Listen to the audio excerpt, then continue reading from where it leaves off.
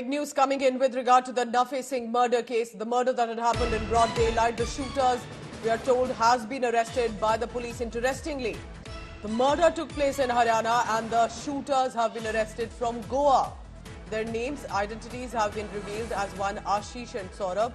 They are being considered as an accused in the Nafe Singh case. Jhajjar police have made the arrests from Goa. Two of the accused have been arrested for now. The name of the accused have now been identified. Now both are shooters, we are told, and are the residents of Nangloe in Delhi.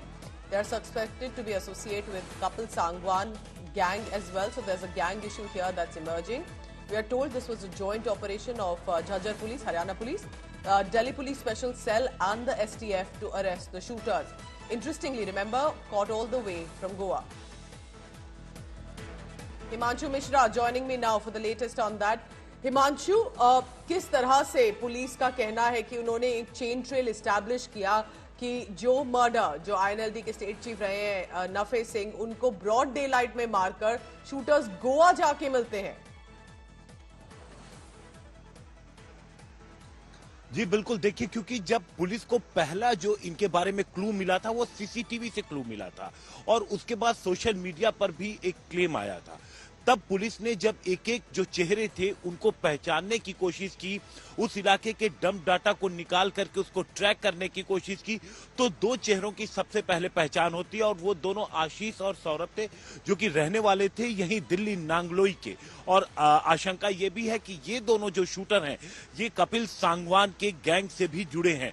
तो इसके बाद जब police को इतनी information मिल जाती है, अब जब दिल्ली के निकलते हैं तो दिल्ली पुलिस स्पेशल सेल के साथ कोलैबोरेशन होता है और उसके बाद दोनों टीमें मिलकर के इनको ट्रैक करना शुरू करते हैं। और कहीं ना कहीं जो टेक्निकल एविडेंस है वो बेहद इंपॉर्टेंट रहा, क्योंकि पुलिस लगातार इनको ट्रैक कर रही थी। इनके सीसीटीवी जो रूट के पॉसिबल थे वो सारे कनेक्ट कर रही थी और पूरे एक हफ्ते लगे इन तक पहुंचने में।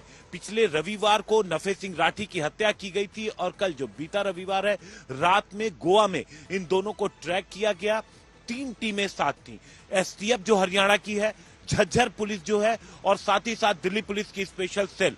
तो इन तीनों टीमों की ज्वाइंट ऑपरेशन के बाद इन दोनों को गोवा से गिरफ्तार किया गया और गिरफ्तार करने के बाद लेकिन पुलिस के हथे वो बाकी जो 2 शूटर हैं वो अभी नहीं लगे हैं।